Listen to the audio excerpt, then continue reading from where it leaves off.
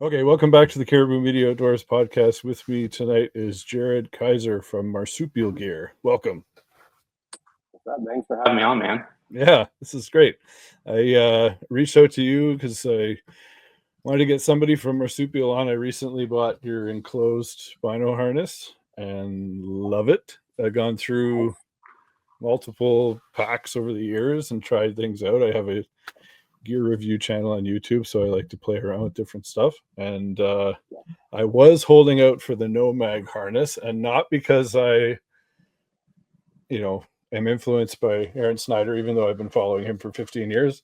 I actually had an issue with a magnet pack and a GPS, which is why I jumped over to another non-magnet harness a couple years ago, and then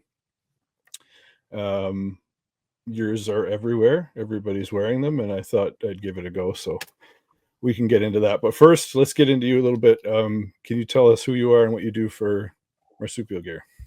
Yeah. My name is Jared Kaiser. I am our marketing director.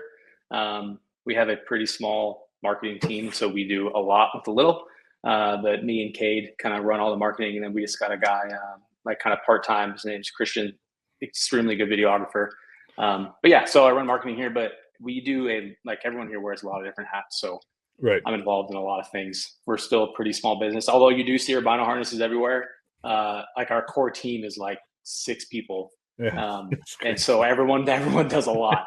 So yeah. Yeah, it's amazing. The more and more I talk to people, you think that it's like a lot of these companies are just enormous. It's like, no, it's just like less than 10 of us down the hall, right? Yeah. So yeah, dude. And if we didn't make everything here, like literally like 20 yards this way from my office, like that's our factories where we make everything, right. Our shop. If we didn't have that and we just like made it overseas, our team would be like 10 people total. But we have like 85 people right now. That's everyone. That's like our core team, our shipping team, our cutting team, our sewing team, everything all together, about 85. Wow. But yeah, still a small team though. Yeah. Oh yeah. I remember seeing one of the Instagram videos, and he's like, "Oh, I'm gonna go check out and see how everything's doing in the sewing department." He just stood up from his desk and looked out the window. Yes, they're right over there. Yep. We like to have fun. We like to have fun for sure. The way we do things, especially on social media. So yeah, that's awesome. So when did you first get into hunting, and how did that all work out for you? Yeah. Since as long as I can remember, my grandpa got my dad into hunting. So my grandpa on my mom's side got my dad into it. And then I remember just as a little kid going out hunting with them. I remember my dad got his first deer, and I wasn't there, and I was mad. I was too young to go on the hunt. But my grandpa's done it his whole life. He's from upstate New York, or not really upstate, like middle of New York. Grew up his whole life hunting, and then he's got my dad into it, and ever since I've just been doing that since a kid. But yeah, my grandpa primarily. My dad doesn't hunt too much anymore. He will hunt if he draws an archery elk tag. That's like the only thing he's down to go grind for. That's like all he cares about. So that doesn't happen often. And now he lives in Minnesota, so it's not going to happen here for a while. So yeah, but my grandpa is just primarily the one. So okay. And was it always archery, or did you start off with rifles and shotguns, or how did that work out? No, dude. So my dad was convinced it's impossible to kill a deer in the desert with a bow. Like convinced. So like growing up, like archery wasn't even like a thing. Like I was like, oh, like it's impossible. That's what my dad would say. And then when I was 19 or 20, I moved in with a buddy, and he had a friend living with them. So there's 3 of us in this house. And his friend he worked at the archery club down the road from us, called Arizona Archery Club. Awesome archery club if you're nosy. But he worked there, and he got me into archery because we started talking hunting and everything. I would draw a tag like every 3 years. You know how it goes. In Arizona, you don't have a lot of opportunity to hunt. So he convinced me to put in for archery elk. I convinced my dad. We put in, drew my first year putting in, and then I borrowed his bow for this hunt, and then I was just hooked from ever. Like now, I haven't rifle hunted. I killed an antelope last year with a rifle with our marsupial film that we dropped. That was the first animal I shot with a rifle since I was 18. So then I'm 30. I'll be 34 soon, almost 34. So it's been a bit. So once I started archery hunting, I just like it so much more. The opportunity is, especially in Arizona, the opportunity is way better. B, it's just I don't know. I think there's something to it. It's like killing like a 150, 160 buck with a bow is more impressive to me than killing like a 190, 200 deer with a rifle. That's just kind of how I feel. So it's more challenging, it's more rewarding in a way, but yeah. Yeah, and a lot of, you can get as close as you want with a rifle, but generally rifle shots are, 100 or more yards away. Whereas with us, we got to get right up there and you're in their space and there's so many other things working against you. It's almost like when everything lines up and you can be successful, it's just that much more, gratifying, I guess. Oh, dude, 100%. It's way more rewarding. And dude, in here in Arizona too, like most people are shooting 5, 6, 7, 800 yards with rifles. Like that's kind of like how it is these days. But also going on your point about when everything lines up, everything will line up and then it still doesn't line up. That's the frustrating thing. And that's what makes it even like more challenging. But I agree. Any animal with a bow, especially spawn stock for sure. That's so rewarding. Yeah, nothing beats it.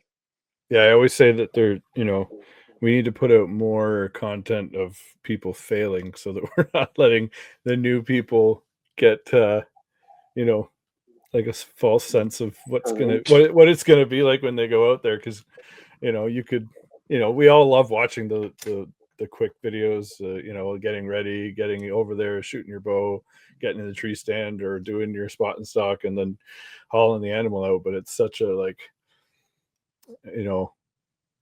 anybody that's brand new is going to think, oh, this is going to be easy. And then, you could be in your tree stand for 20 days and not see anything. Right. So, yeah. Oh yeah, dude. That is, social media makes it seem like you just, like you said, you just go out and just shoot a giant buck or a giant bull. My brother-in-law drew his first year ever putting in for an archery elk tag in Arizona. He drew, and I told him the whole time, like, hey, like, don't. He's like, I'm so excited to get some elk meat. I'm like, it's not that easy, dude. Like, we're gonna go, we're gonna have a lot of fun, but like, it's not gonna be that easy. So he's a pilot, so he couldn't hunt opening morning because he had some deal with Southwest. So he finished that thing, drove up there quick, got to camp at like 3:00 opening day. And this is after months of me saying like, hey, it's going to be a grind. Just be prepared to walk. Like there's a chance like we won't even, like in the unit we were hunting, there's a chance we're not going to even hear a bugle for a while. Like we just need to figure out where they're at.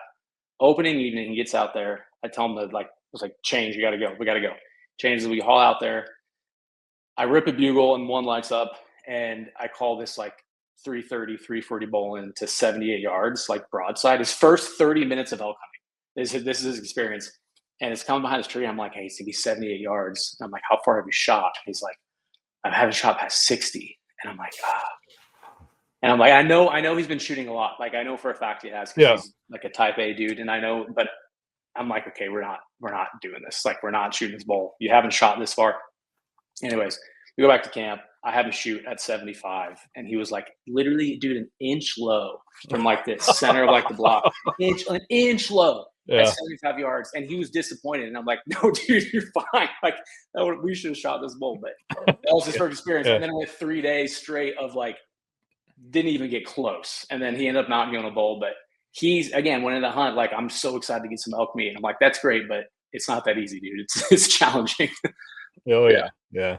And everything can toy with you. Like I went to BC a few years ago. My wife's cousin's a guide out there, and my wife surprised me with a trip out there, and he took me out, and we went so far north. Like I think we may have ran into 3 people while we were gone.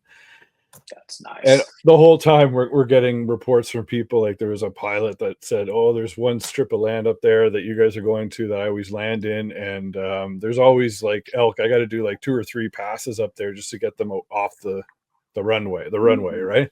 Yeah. So I'm like, oh yeah, this is great. So we get up there and, we hiked around for 8 or 9 days. And we had a couple of encounters where we were calling them in, but we just couldn't connect. And we had one that was, we're down in a cut block and calling it in. He's getting closer. And I just kept thinking to myself, like, I can't believe this is this might actually happen my first time elk hunting. Yep. Like, this is crazy, right? Had my 16-year-old son was with me, and I'm like, this is great. I give him the camera. I'm like, just try and keep it in focus if you can, but it doesn't matter. I'm glad you're here experiencing this with me, right? And the bull's coming closer and closer and closer to breach the trees to come into the cut block, and then some guy comes driving up in his SUV behind us into the area that we hiked into. Of course, yeah. And his dog's barking, and then dude. And then it took off, and I was like, what just happened? Like, that's, but yeah, we had a blast. It was a good time. That is the truth. It doesn't matter. Like, my wife, like, I go out over the counter deer hunting all the time. Like, even if just have a quick afternoon when it's open in AZ, and I'll go out and I don't even expect to see bucks where I'm going close to home. She's like, why are you doing this? Like, it's fun. It's like, it's not, if you kill something, it's even better, but it's not about that. So I'm glad. I hope new hunters understand that, and they're able to like get that. And I think they do, at least most of the ones I talk to. And then it just makes it so much more rewarding when they finally do get that opportunity and they finally get one. It's just so much better versus if you just go out on your first ever elk hunt like my brother-in-law and you smoke a good bowl within 30 minutes like that. That would have been you don't understand. You don't get the grind. Yeah, like it'd be awesome, but that's not it. You almost want to shoo it away. No, this isn't fair. You shouldn't have this opportunity. Exactly. Never works out for us. Like for me, I don't think I've ever killed anything good on opening day. I'll say that. So like, yeah, it's funny. That's hilarious. Yeah, so I think sorry, you can go. Oh no, go ahead. My first like hunting with my dad as a kid.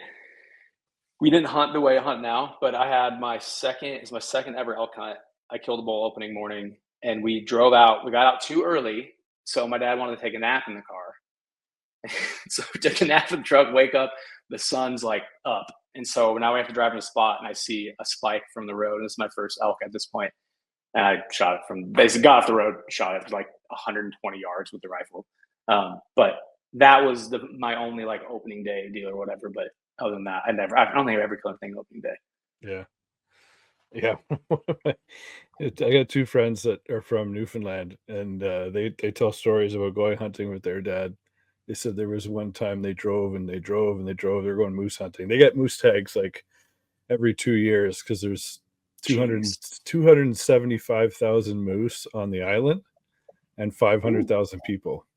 So your opportunity is very good, right? Yeah. So they said they went out with their dad and they get out of the car. They're driving for hours. They get out of the car, and one of the brothers shuts the door. He didn't slam it. He just shut it, right? He didn't lightly push it. He just shut it. And his dad's like, well, that's it. We're done. We're going home. And he refused to go out and hunt. He's like, they're not going to be around us now. You just shoot them all away. And I said, didn't your dad smoke too? Like, I'm sure that would be more of a thing than you slamming the door. Yes, like, nope. That is way worse. He was adamant. That was it. The hunt was over. We went home. They actually left. They were done? Yeah. Oh my gosh. That's funny. That's really funny. Oh man. Yeah, as a kid, my dad would yell at me for stuff like that all the time, but like it doesn't. I mean, it does matter, but if you get out and walk, you're fine. Yeah. Yeah, exactly. So I saw you hit your 10-year anniversary this year. Yes. Yeah. Technically, like right now is our 10-year. Jim started it's crazy that we've been around for 10 years, but so technically this year or this month was when like Jim started making his like first ever vinyl pack. So I actually just got a picture of him a few hours ago of him wearing the first prototype. It's pretty crazy. Grown a lot since then for sure. Oh, absolutely. Was it always the double magnet design with the magnets on the top and at the bottom? Yes. So this is actually one of the first ever prototypes. It's one of these ones. Right. So okay. It doesn't have the enclosure on the side like the current one does. Right. But yeah, so you got 3 magnets on the top, and then they're down at the bottom too. So it's always had that. But it's funny, like looking at these old packs versus like what the improvements that we've made.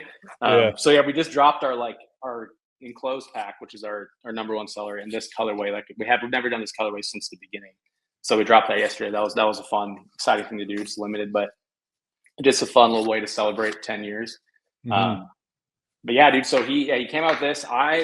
Back in the day, I tried all the different vinyl harnesses. I had obviously not all of them, but I had started with the Vortex one, had his flops around, and then I had a QU one. Then I had Alaskan Guide Creations, and I just couldn't find one I liked. And then I heard of a local company, Marsupial, and I didn't know Jim, but we went to the same school. We had a mutual friend, went to the same high Okay. school. So I was like, I'll give it a shot. Like, they're a local brand, like I'll support it, whatever. And so I bought one in like, I want to say 17 or 18. And then I was like, oh, this is it. This is the move. And then I bought the enclosed pack when the enclosed pack came out. But as an Arizona hunter, people are very proud to rep the brew. They're very proud to wear Marsupial Gear because it's our home state, you know. Right. So as a local, when I heard that, I was like, I'll try it out because it's gonna be another bino pack that I'm not gonna like all the ones I've tried, and I've stuck with it ever since. Yeah. Yeah. And then I became Jim and I just started becoming friends or whatever, just from like I would come in and buy stuff all the time, and then we started talking about a mutual friend that we both grew up with, and then I came on part-time to help with marketing in like July of 2 years ago. And I did that part-time for a few months. And then him and Hannah, his wife, asked me to come on full-time. So then I left the company I was at for 10 years and I came here 10 years. So it'll be almost 2 years. Nice. So, and it's fun. I don't want to talk too much about a brand, I guess, but we have a it's fine. freaking awesome team. We have such an awesome team. Very blessed with the people we have, like just good, down-to-earth people. It's like a big family. It's cool. And I think it shows, like, if you ever come into our shop and you see the way we interact with each other and how we, like, everything is, we're just a big family, which is awesome. Yeah, so that makes it nice to come to work when you have that feeling, and it's not, someone micromanaging everything that you're doing. And, when you're all really good friends and close, sometimes closer than family members are, then it's a lot nicer to come to work. Yeah. So I have a very big rangefinder, and I have yet to find a rangefinder pouch that this will fit in until I found Which one yours. you got? There you go. Nice. The Maven RF1. Love this thing. It's fantastic. I've gone through a few different ones, but the glass on this is incredible.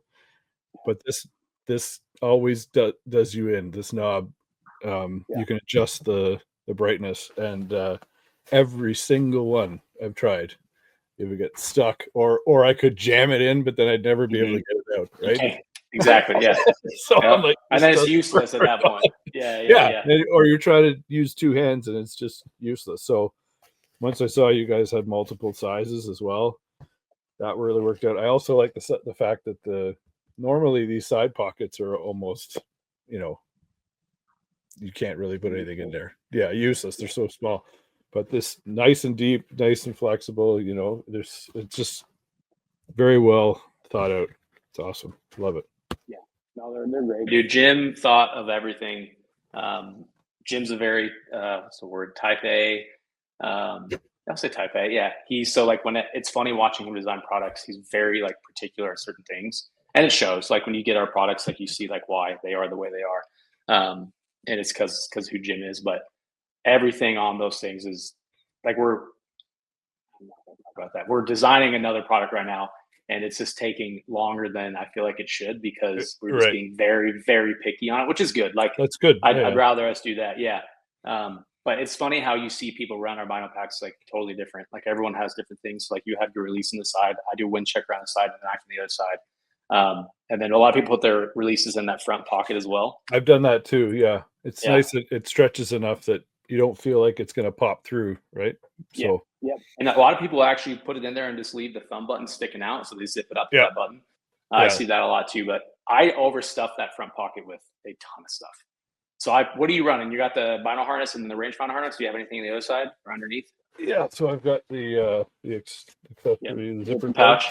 And then I bought this down under one too. Just put like I don't think I'll wear it all the time, but put like a battery charger and stuff in there.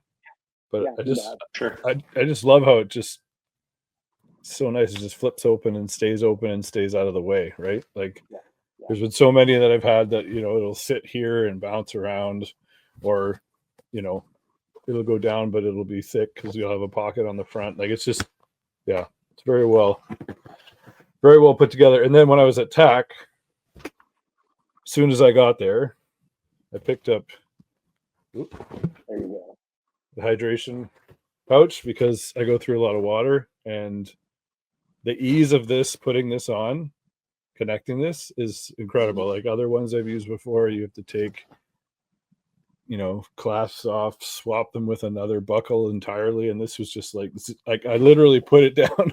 I think it was you guys were across from I think it was gas bowstrings or something. They had a cooler. I literally put this down on their cooler, and in like 10 seconds I had it together and on my back. It was perfect. And then I didn't have to carry a backpack or anything. You just load this up with whatever you need, and it works more than just super popular for tack. It's honestly, it's if you have that, because you can throw your obviously water snacks and you throw your arrows in that top sleeve as well, and you're set. But everything is it's awesome. Everything is so modular. You just unclip and then clip new things in. You can do it however you want. It's freaking sweet. But we've been pushing those pretty hard for tack because you don't want to carry a giant backpack around. We bring a bunch of them there. Like, yes, it's a hydration pack. You can run it for whatever different scenarios you want, but it's perfect for tack. It's lightweight. It's there. It just connects to your bino harness. You don't have to carry anything else. But I'm glad you like it. That's awesome. Oh yeah, I did it like the last year.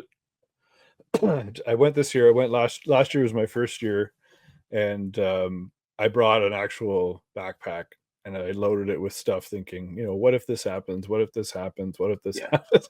And I remember we got out of the truck, and my friends are like, "What are you doing? We're going to shoot 25 targets. Like, it's not that big of a deal." I'm like, "Yeah, but what if somebody gets hungry, or what if somebody hurts themselves? We got a first aid kit." Like I was ready for anything, right? Like we could have survived out there for a few days, right? With all this stuff I had on.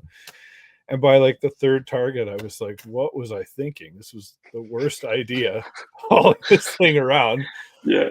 Now you know. And one of the guys was like, "You want me to carry it for you? I feel bad." I'm like, "No, this is my problem." No, you can't. Yeah, exactly. You can't let another man carry you. Yeah, that's right. I made this stupid mistake. And then as soon as I got off the chairlift, I went and I was running another harness at the time, and I bought their hydration pouch. So as soon as I got there this year, I knew I had to pick up yours. So yeah, it's great. There's so many things. Like, we could be on here for hours going through all the wicked stuff you guys have come out with. Like, just and it honestly, like we would make more.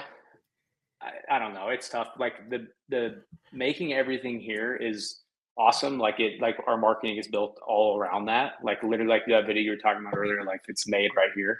But it's challenging, and it adds some roadblocks to things because we can't just like design a product and then place an order for some place to go make it. We have to teach our team how to make it, and that causes other issues, and we have to go through those things. So whenever we drop a new product, like actually new, not a new colorway, like there was a lot of work that went into it. So we have to turn down product reviews all the time just because we don't have the time to invest into it. So unless we know it's like we have to make this is gonna crush it, then we won't do it. But with that said, there's also other products we made like as a joke, like our aprons. We made aprons one year for I think it was 4th of July. Yeah. And we sold we made like 50 of them. They sold out. So now we just constantly keep them in stock because we sell them all the time. But yeah, there's a lot of things we've made. We got really close to fully committing to, and then it just sits on Jim's shelf. We never make it. Like, there's a whole line right now that is all done and the design is ready to go. I just don't know if we're gonna make it. We'll see. Hopefully we do, but yeah. Do you get a lot of requests for things that you think, why would we make that? And then you do, and it ends up taking off, or it doesn't, or you just don't?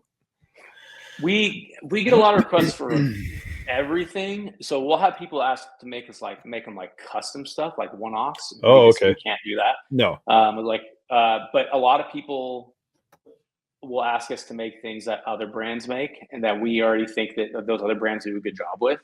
And so our biggest thing is like, if we don't think we can improve the product, we're not going to make it. So there's specific products out there that other brands make really well, and we could make it and sell it. But we just don't think we can. There's nothing we need to improve on, so we're not just going to make stuff to sell it. That's kind of where we're at. Yeah, and then you got to constantly you got to constantly check patents too, and make sure that you're not crossing over anything that somebody else has already locked down. Like, I can't imagine. The process must be crazy, right? And then, like you say, then you got to teach all your sewing department how to put it together, and there's going to be mistakes that get made along the way, and it's just like I don't think people realize the the process to make something. They think everybody thinks they can do it, right? Yeah. It's like when I was talking to Scott from Dialed, he was talking about how, you know, they made their first site and all the pieces came and they go to put them together and they didn't fit. And I said, you know, that would be the end for some people, right? Yeah. Like that's it. We're done, right? But there's so many hurdles that go on in the background that people have no idea about when it comes Dude, it to takes even not even like the product side of it, but the fabric side of it too. Like we have to like test things for a long time and do a bunch of different things. We have to let it sit out in the sun, make sure it doesn't fade, like all these things. right. And if you don't, and you start making this product with this fabric, it will like you launch, you know, 200, 300, 400 pieces, and then you sell it, and then something goes wrong. Like it looks bad on us. So we don't want to put anything out there that we don't approve. But yes, there is a lot that goes into everything. Like it is ridiculous. Like the mossy oak. So we did the bottomland drop a few months ago, and that fabric, to get that fabric printed with their bottomland on our fabric that we use, took like a year and a half to get it right. And it would come back and it was close, but it wasn't close enough. Or it was too stretchy or not stretchy enough. It was ridiculous. So just to do that was a year and a half. And then we ended up, obviously we dropped them and they looked awesome, but we had to test forever. And it's tough. It's hard. I wish people really understood that side of it. And like the American company, like the companies that are making it here, like they understand it. Soft goods is one thing, but like even like the knife companies here, like all that stuff, like it's not easy, dude. There's a reason why everyone else just sends it overseas to do it, because you don't have to deal with it.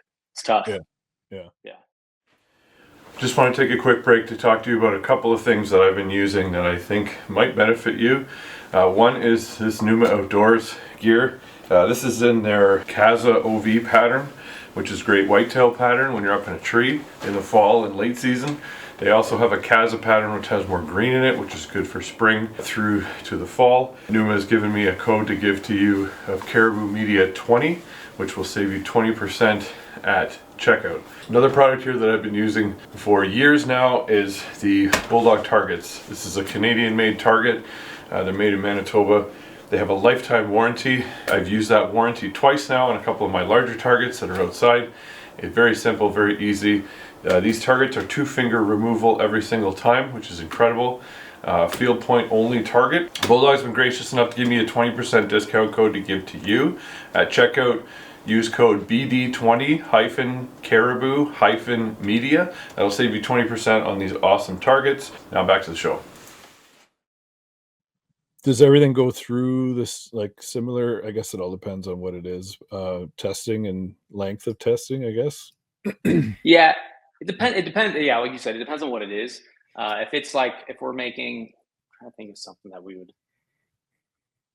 like our spotting scope cases. Like that's really just like it's the same idea of like I guess you could say like our bow case. It's just like the same fabrics and everything. It's just a different shape, obviously, and so we haven't touched those in a long time. But making those, like obviously we make sure they fit, but we trust that fabric. We trust those zippers, buckles, all that. Or no, there's no buckles on those, but zippers, handles, all that stuff. It's all the same. So we try to keep everything we do is going to use a lot of the same components because we trust those components and we already know they work and they will last. So that's we had a colorway was foliage, and it had which we just brought back with the black trim. Right. But we used to have it was one of our core colors, and it was the only product we had that used foliage different color buckles, different color zippers, different color trim, basically. So we cut that colorway completely because it allowed us to focus more on our core colors that use the same. So like if you look at like our number one selling color is Ranger Green. Yep. So a Ranger Green vinyl pack, which I think you have. Yep. So you'll have the brown trim and all that stuff on there. It's all brown. Yep. So it's the same exact brown that's on our Coyote brown. It's the same brown that's on what else do I got here? The same brown that's on Bottomland. It's all the same. So since we can keep them in stock and then just use the same thing because we know we trust it. But we don't like to touch those things because then we do a new colorway, we have to test and do all that stuff. So yeah, that makes sense. Makes it easier. So like on this Bottomland pack here, you can see like it's all still the same, like all the same brown, just like yours. Mm-hmm. But this was what was tough, this fabric on the Bottomland. But yeah. I remember try not to mess with that too much. Yeah. I remember I ran into Joe Gabo at TAC last year, and he had your which one was it? One of your quivers, the modular quiver, but he had it attached to his backpack, and I was like, oh man, that looks so big. That's so cool. And you can do so many things with that. You can have it upright, you can move it to the side. There's just so much adjustability and all this stuff. You can slide that thing in your hydration pack. That front pocket stretches enough, and you can slide the modular quiver in there. Fun fact. You told me that. Now I gotta buy it. We never have them in stock. We're always out of those. I know, and you know what? I was right down there, and you guys had them. I should have bought one when I was at TAC, but yeah, they're perfectly. It's sweet. That's cool. I didn't realize that. Okay, that's good to know. And the tournament quivers, they're doing pretty well too. Yeah, they've been selling great. Yeah, those are cool. So we have two different quivers. The modular quiver, like you said, you can do whatever you want with it, really. But the tournament quiver is like your traditional style quiver. That we put a lot of work into that, making sure that was right. We talked to a bunch of different people in the archery space who are very good archers. And we have a guy named Cade who works here. He's an excellent shot. Like, he's very good with the bow. Use him a lot, lean on him a lot for his ideas and what he wanted in that. But yeah, they've been selling really well. We make so Matthews sells them now. So we make them for Matthews. We put their logo on it. Okay. And I was at TAC, Texas last month, 2 months ago. And some dude came up to me and he was like, "Hey, Matthews ripped off your quiver. Like, they're selling." And I was like, "No, dude, like we make it for him. Like, it's cool. But I appreciate the loyalty." But yeah, they you guys should do something. Take him to court. Yeah, exactly. Yes. Dude, people get so mad. Like, we get DMs all the time on Instagram of like screenshots of other brands, and they're like, "They copied you. This is BS. This is blah blah blah." I love the loyalty. It's freaking awesome. But that's wicked. Matthews did not. We make it for Matthews. It's okay. Yeah. But those, they do sell really well, especially this time of year right now with like TAC and everything going on, and there's nothing really else going on. People are just shooting their bows, getting ready for fall. Fall, yeah. Awesome. Yeah, we never have the modular quivers in stock. They're a pain to make. They're a pain to make. That's the reason. Miss my window.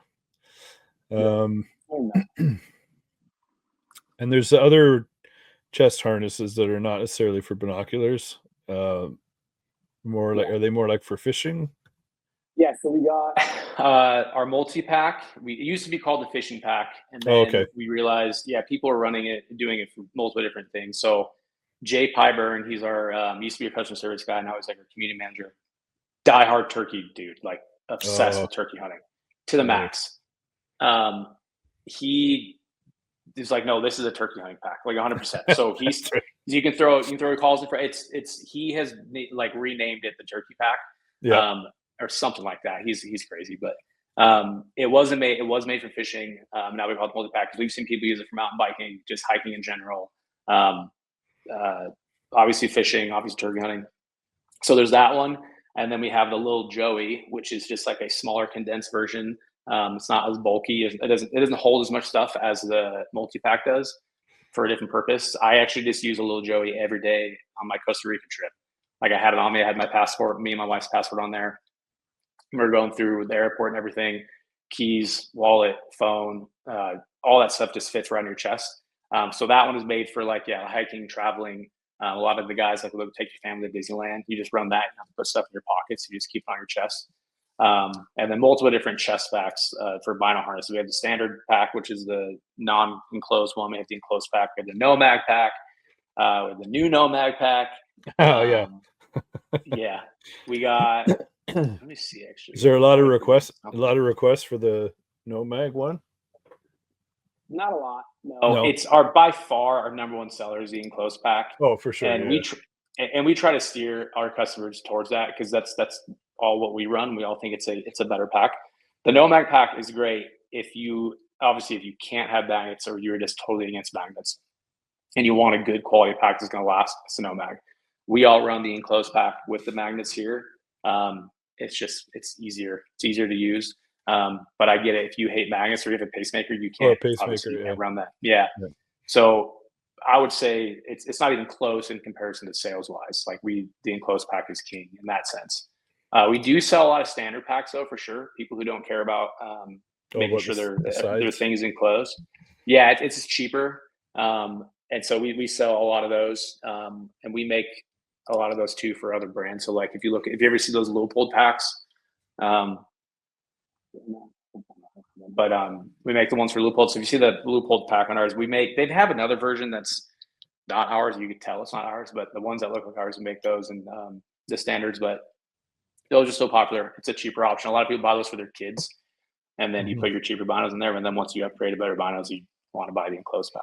Yeah, and they come in different sizes, and the sizes are not based off the person; they're based off of your binocular size. In case you're, yeah, they all come in. So small, medium, large for our enclosed pack. Smalls are going to be your 8 power, your 10 powers for the most part. Mediums are B12s. Some 10s are in there, and then larges are for 15s. I would say the majority of people buy mediums. I think the majority of people could probably get by with the small, but mediums are the most popular size. But yeah, and then we have different size harnesses too. Our harness extends pretty wide. I've only met a few guys who truly need an XL harness, but we have that as an option. And we have like harness extension kits as well. So if you really want to go, if you're a big dude, you can extend those that way as well. But most people, they do think like, what size do I need? Well, I'm 6'5" and I weigh.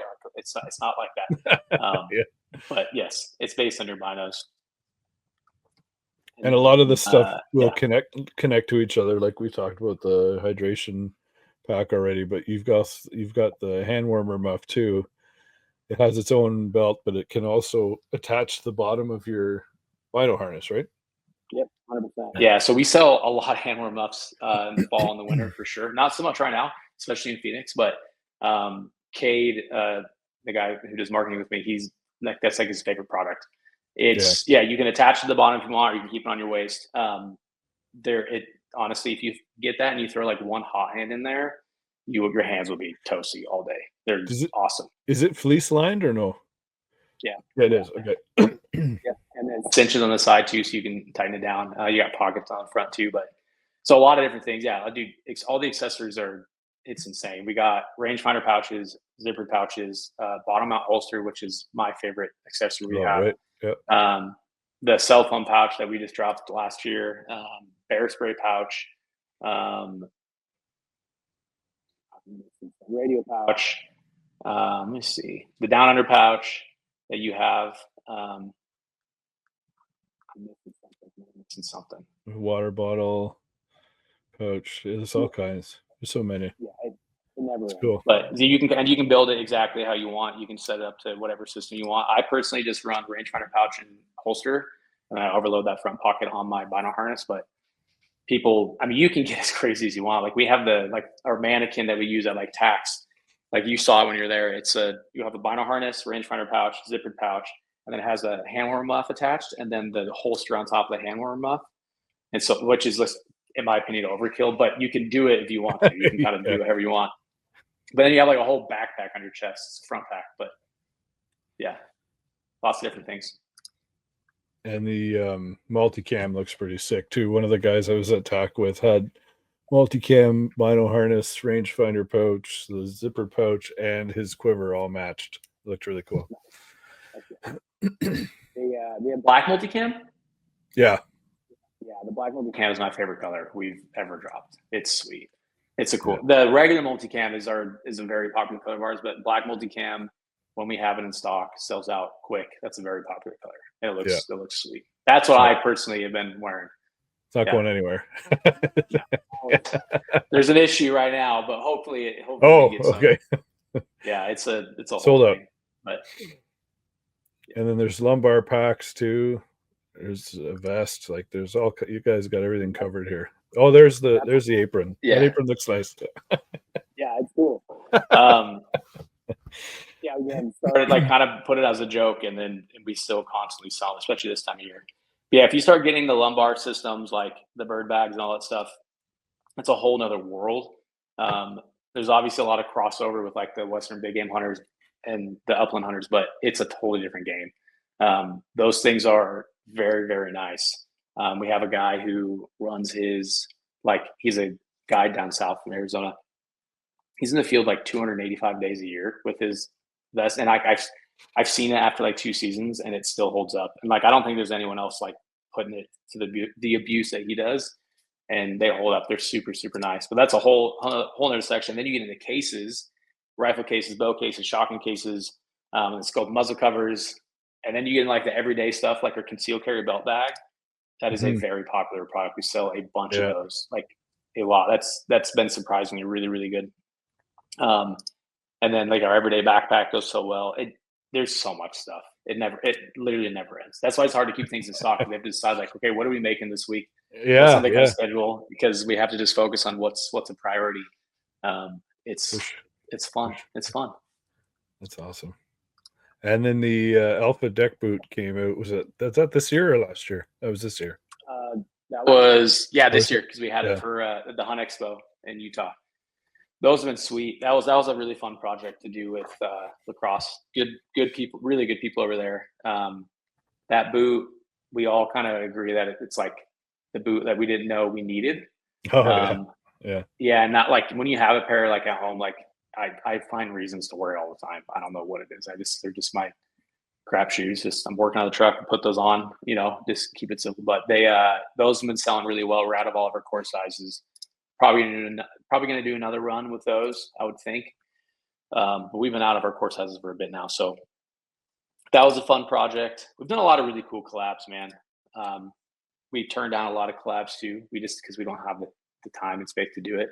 But we're doing a collab right now with Dialed. So another brand that makes their stuff here in America, and they make it. We've been talking with those guys, really good people, Taylor and Scott over there, good dudes. Yeah. So we doing a quiver run with them, and then they made these cool patches. I think I could say this. Yeah, we shipped them yesterday, so they're gonna be selling soon. Okay. They have these really cool patches for them, and so that was fun. And then we got a few other ones lined up coming up soon. But it's fun anytime we get to do a collab with the brand like that, it's exciting, a lot of fun. Yeah, they're awesome. I've got their proof site, and it's just like it's incredible. And you can do so many things with that stuff too. Like it's wicked. At Origin, you've got Origin camo too for people. Yeah, Origin. We're dropping next week, actually, the 19th. So Origin, that's another one. Those guys are awesome over there too. We've been waiting this Origin fabric for like a year. That was another thing that just took a long time to get it dialed in exactly how we wanted it. But we switched it up on this next drop. I keep looking around like here it is. But this is, so we're dropping this. Oh, cool. Next week. But in a bunch of different products, like a lot of different products. So Origin is one of those brands we get hit up for all the time. Like, when are you gonna have more Origin? When are you gonna have more Origin? All the time. It's searched on our website all the time. That's cool. They're a cool brand, cool people over there. And Origin. What else do we have coming up? It's like, honestly, it's kind of a blur all the time. Like I look at our calendar, it's like I don't even know what we have, what we're doing next. I just go like one thing at a time. So like for me, it goes like the 10-year anniversary deal, and then next week is Origin, and then 4th of July sale. And I know there's stuff after that. I just haven't even thought about it yet until. Can't focus on that right now. You got to worry about the other stuff. Yeah. Yes, 100%. So, and 4th of July, we do a big deal for 4th of July. Obviously, being an American company, and that's kind of like I feel like the kickoff for like it's kind of kick off the summer. I know it's like the middle of summer, but like here in Arizona, it's been hot forever. But that's kind of when our seasons kind of peaks as far as sales go. Okay. So we're not, it doesn't peak, but it starts climbing. So like we're in our slow season right now. And then July 4th is kind of like from there on to the end of the year is just wild, because with all of the hunting seasons and then holiday shopping, it's insane. And then it slows down. And so every July is when it kind of starts going back up. So we're ready for that. It's also a lot easier for social media purposes when hunting season's rolling around, because people just start shooting big stuff with their vinyl packs on, and we just share it. It's cool. So we love seeing it. Kind of runs itself at that point.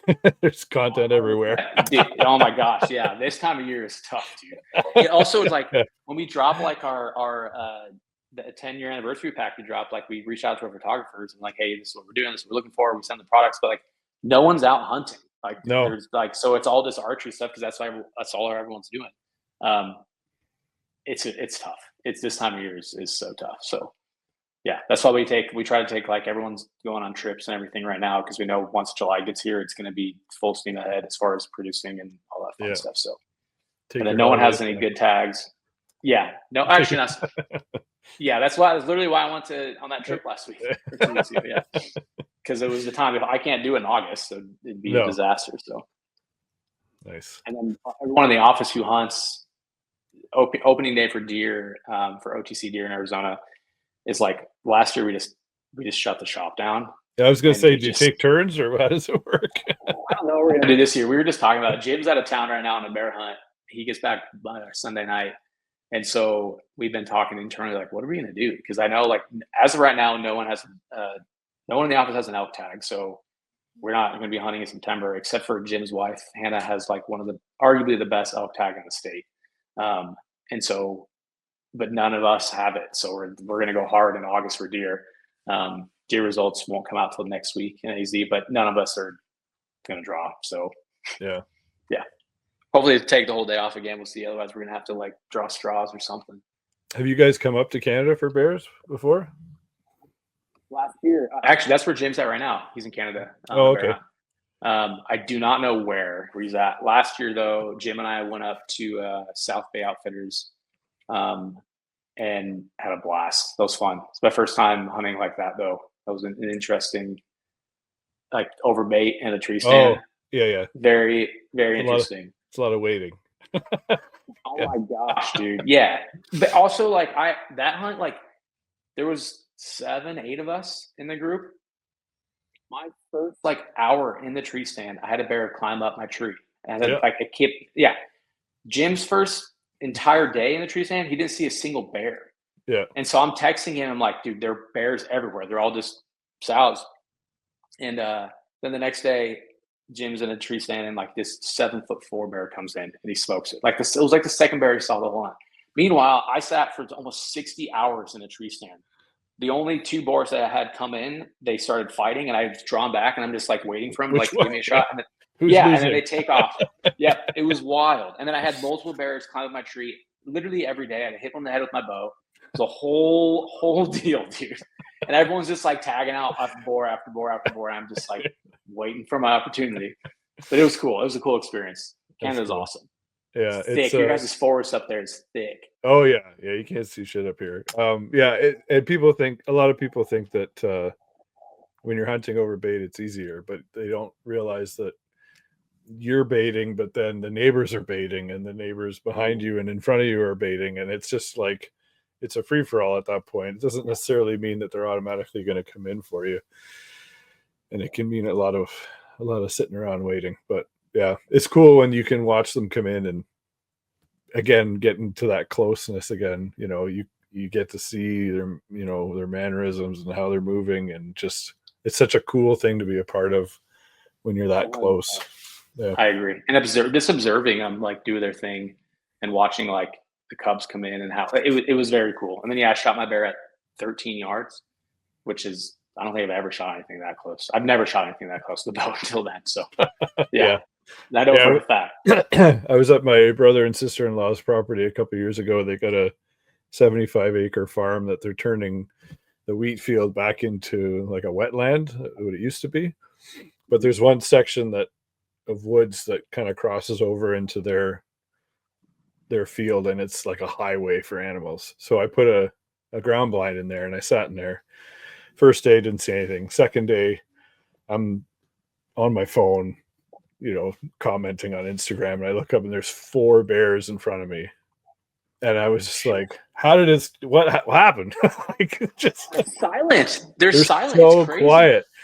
And there's 3 in front of me, and then one of them dipped back in, and then I saw this nose kind of push on the side of the blind, and I was like, okay, this is a little too close. Dude, you see like how Cameron Haynes hunts them? Yeah. That's insane. That's wild. Yeah, the rivets, they're in Alberta, and they have them come in while they're baiting. Like they'll get 3 or 4 bears just coming into it's insane. Yeah, it's crazy. What's your bow setup? I don't think we went over that yet.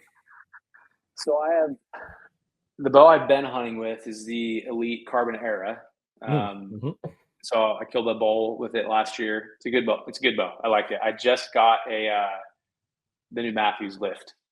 So it's actually at the archery club right now. I'm going to pick it up after this and go shoot that. I shot Matthews forever, switched to Elite for 5 years, something like that. And then I don't know. I'm going to shoot them both and then kind of decide which one I like the most. But Nice. and then I've been shooting. I don't know. I'm totally switching it. I'm switching everything up. I up my poundage. I'm shooting a different sight. I haven't decided yet. I got about a month to figure it out, and then I'm going to commit. So we'll see. But I don't have an archery elk tag this year, but I just got to commit by middle of July, I guess, before because our deer season opens up here middle of August. But yeah, we'll see. What do you shoot? I started with a Hoyt back in 2019, and then I was watching a lot of solo hunters, so I got a prime after that. Shot the prime for a couple of years. I got an Elite last year and shot the Ethos, but now I'm going to get a prime form. I've got that on order, their new hybrid bow, so give that a go. I haven't talked to anyone who has shot that bow yet. It's very interesting. Yeah. So I'm right-handed, but I'm left eye dominant, so I shoot left. So I never get to try anything before I buy it because there's never anything in the shop. So I was going on a whim. So when I was at TAC, I was hoping they'd have one there, but they didn't. They're making them now. But yeah, it looks pretty cool. What broadhead do you shoot? I usually shoot Sevrs, and I did a broadhead video last year. I had a whole bunch of them that I've got that I still want to try and get some experience with shooting them into animals, not just gel. But yeah, I've been gravitating towards the Severs. They've been pretty consistent. Gotcha. I shot Rage. I shot Rage forever until 2 years ago. A year ago, I switched to dead meats.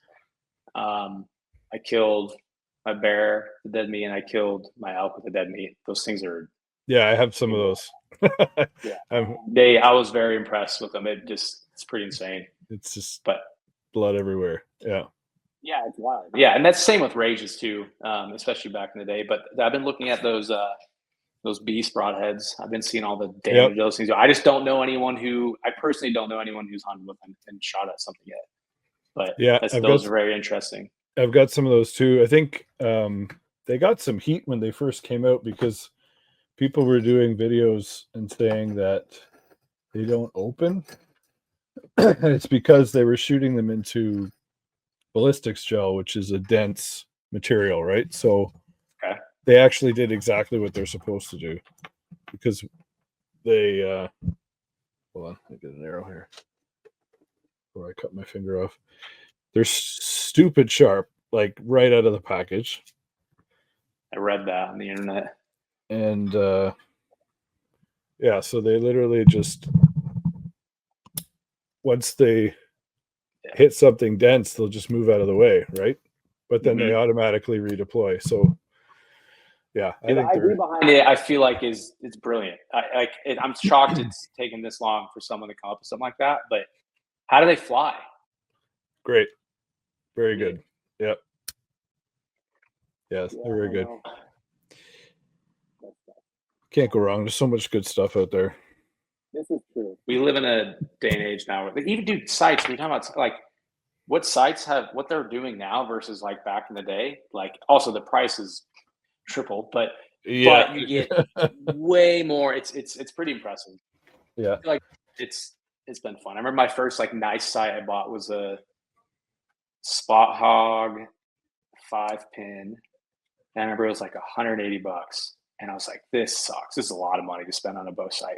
And then I'm looking at sites and you're like, $100 is like, you should not be buying a $180 sight. No. Yeah. It's wild. It's crazy how this definitely going up and up. What about arrows? What kind of arrows are you shooting? Yeah, I shot the Ultra. So I shot Eastern Axis forever. Like that's was like my go-to arrow for I don't even know how long. And then I recently switched last year to the ultras. Let's see here. I should have a picture of them. Is it the Centrum? Was it Centrum? Is that what they're called? I can't remember.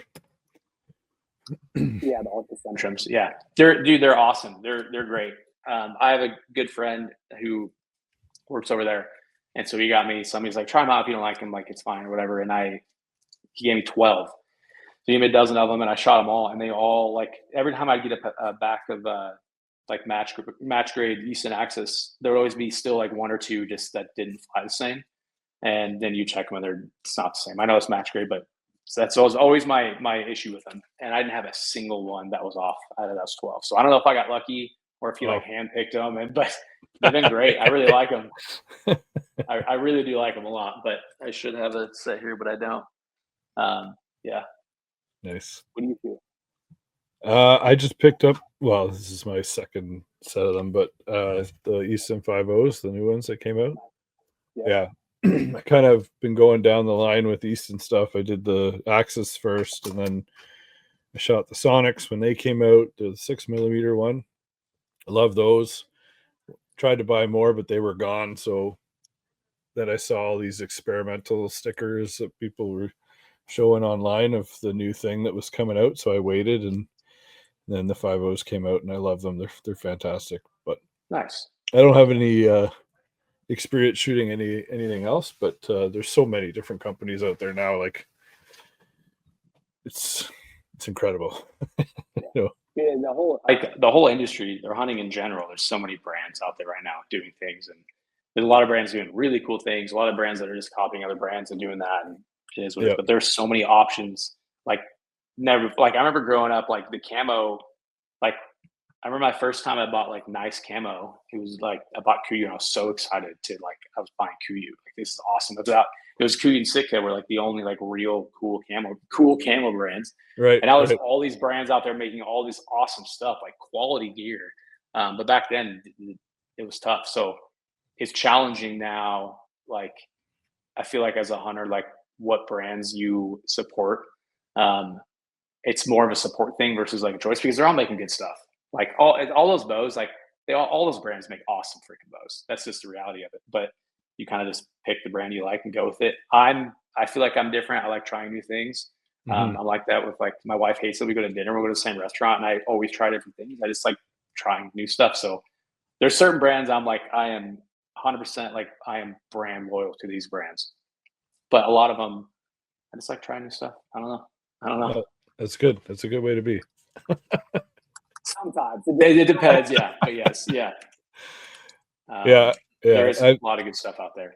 Yeah, it's crazy, and it's crazy how fast they can innovate and change things. Like when I shot the Hoyts this year and last year at TAC, they were nothing like what I had shot in 2019, because that's all I knew. The cam was completely different, right? And I just said, "What did you guys do? This is crazy." Yeah. Oh man.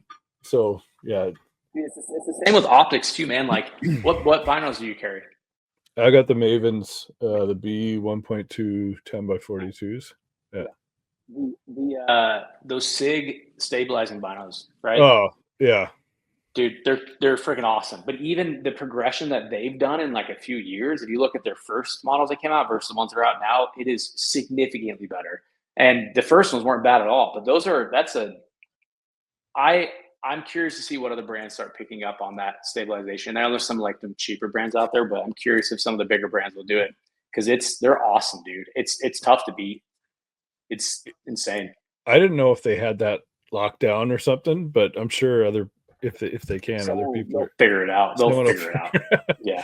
But we actually took them out for the whole day last year. One of the guys I was with when we were at TAC, they let him take them, just wrote down his ID, and it's like, oh man, this is a fantastic way to sell stuff. Like, we got back, we're like, you're gonna have to buy those. Those were incredible. And they're not that expensive. I mean, they are, but in comparison to glass, like, they're really not that bad compared to other brands. Yeah, and the glass isn't like, it's great, but it's not I'm sure. Well, there's, depending on how much Yes. money you want to spend, it's the fact that you can lock the image and it won't move. It's just a Yeah. complete game changer compared to anything else. So Especially good. archery hunting, like it's having like your binos on your chest, one-handed pulling them out to check something. Like it's a game changer having those things on. It's insane. So I'm curious if they the new ones they came out with are really big though. I don't know if you've seen the new ones. Yeah, there They're was. they're Is there very three big. sizes? 3 different sizes? I can't remember. I don't know it's called the Pro, the Sig. I think is it the 3rd or 4th version? I think. Yeah, they're just really big. That's my only complaint about them. But for using one hand and seeing, I mean, you can have a pair of 16 power on your chest, which you're not doing that with. Like in Arizona, the way we hunt in the desert is you have your like 10s or 12s on your chest, and then you have your 15s in your backpack or a spot or whatever. Yeah. And I know guys who carry 15s on their chest, but that's tough to freehand, especially one-handed. Like that's not ideal. But I feel like they've changed the game. I'm curious again, like if any other brands will come out because yes, the stabilization part is awesome. The glass is getting better, but their glass doesn't compete with those other brands out there. No, It's just like this. Like I don't think anything competes with these. Like it's tough. I mean, the NL Pures, the Swarovski NL Pures is the clearest glass I've ever looked through. Very expensive. I do not have a pair. I've had these SOCs forever, and I'll never get rid of them. But I'm curious what they do. We'll see. well, But it's Sig's fun. making moves. It's funny as you try out things and you go up a notch or a couple of steps above. Like I had like a $300 pair of binoculars, and you look through it and you think, "Wow, these are amazing," and then you get like a $1,300 pair, and you're like, "The old ones look dirty, but they're not. They just can't hold a candle to the other glass," and you don't know that until you start looking through other things. I tell people if you have a pair of Swarovski SLCs and you look through the NL Pures, it will ruin you. It will ruin those binos. And there's nothing wrong with those. Those are so good. Yeah. They're so good. Don't do it. Don't look through. Yes. Yes. It's my wife. My wife dropped her car off, or I dropped her car off at the dealership, got a rental car for her, and they gave her a brand new BMW X5 as a rental. And I'm like, great, I'm going to drive this home. And this has ruined her car. There was nothing wrong with it all. Now she wants a new X5, but it is true. It's bad. If you're not prepared to drop some serious money on new binos, don't look through the new ones. It's not worth it at all. Yeah. Like, have you seen those the big eyes, the Adams adapters? We'll take two spotters and put them together on like a plate. Oh, okay. They're that again, don't look at that because then you're going to buy 2 spotting scopes to use as bino. You probably not so much up there, but in the desert, like those are it's a game changer. It'd be freaking awesome. But that's like $6,000 once you're all done, like for the whole deal. No, can't do it. Stop looking through things. It's not worth it. Yeah. Just don't resist the urge. Yeah. Same, dude. It's all this stuff. Like we're friends with Arrowhead Custom Rifles. Our friend Luke owns it and makes them. They make high-end guns, like stupid nice guns. And so we go to the range with him, and I'm shooting these like $8,000 rifles. I'm like, I should not be doing this. This is not good. Yeah. Can't touch this. You got to leave your wallet in the car. Yes, 100%. It's wild, dude. Yeah, like one of the guys that came down to TAC with us this year, he was shooting Elite era, loved it, put a lot of time behind it, and we get there and he shot the RX-9 from Hoyt, and we go back, we shoot the course, we come back, and all I hear is him on his phone watching reviews of the RX-9. I'm like, you're gonna go buy that tomorrow, aren't you?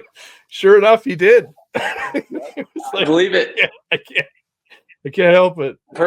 I've heard really good things about that bow. Steve, one of the guys here, he just got one of those recently. He loves it. Actually, everyone I know who has it loves those bows. I've just never been a Hoyt guy. I know they make good stuff. I don't know. I've never been a Hoyt guy.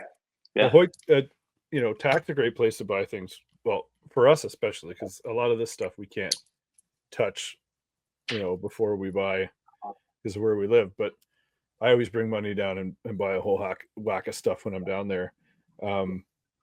but like they were $300 off, and they threw in the Go sticks and a stabilizer. Like you can't, That's legit. you're not going to get that anywhere, right? Yeah. So I was going to say too, at Tax, they usually run sales, brands will run sales and stuff like that, and save some money. Usually 10 or 20% off. Everybody's got that going. So anyway, when you're spending that much money on something, for sure. Yeah, for sure. Well, any more Tax? Are you done? I'm done. I think next year I'm going to try and hit the Michigan ones too, because it's about the same. It's like a 6-hour drive for me to get down to PA, and it might be the same to get to Michigan. So might try that. But Sean DeGray was saying that they're planning on coming up here. So in the next couple of years, so we'll see how that goes. Cool. I don't know how that's going to work for you guys, not necessarily you, but but like the brand, because I was talking about it with a couple of the brands I was down there seeing this year, and they're like, that means I have to get a passport. I don't know how we're going to get this stuff over the border. Like, we're going to have to get a visa to like sell stuff in Canada. Like, how is this going to work? Right? Yeah, that's going to be tricky. I don't know how we would do it. Honestly, we wouldn't go. We wouldn't do that one. I don't know what we'd do with all of our gear, because we have to drive it, because we drive our truck and trailer to all these shows because we bring so much inventory. That would be a pain. Yeah. It'd be great for you guys though. So it might be, here's the tent, here's a computer. You can order it online. Yes. That's literally, let's do free shipping. Honestly, that's what you kind of have to do. Yeah. Awesome. Well, thank you for coming on. I appreciate it. Can you tell everybody how to find, where to find Marsupial Gear and yourself and everything else? Yeah, it's just at Marsupial Gear on all of our Instagram, Facebook, all the socials is at Marsupial Gear. And then our website is marsupialgear.com. We make all of our gear here in America, lifetime warranty on everything. If anything breaks, we'll fix it. Pretty straightforward. We just make a bunch of cool gear that lasts. Yeah. And it's growing. More and more and more stuff getting added. Yeah. So stay tuned. Never stops. It never stops. Jim's got more and more ideas. Everything's coming out. Yeah. Awesome. All right. Just stay put here for a minute. And thanks again for coming on. And we'll talk to you soon. Sounds good.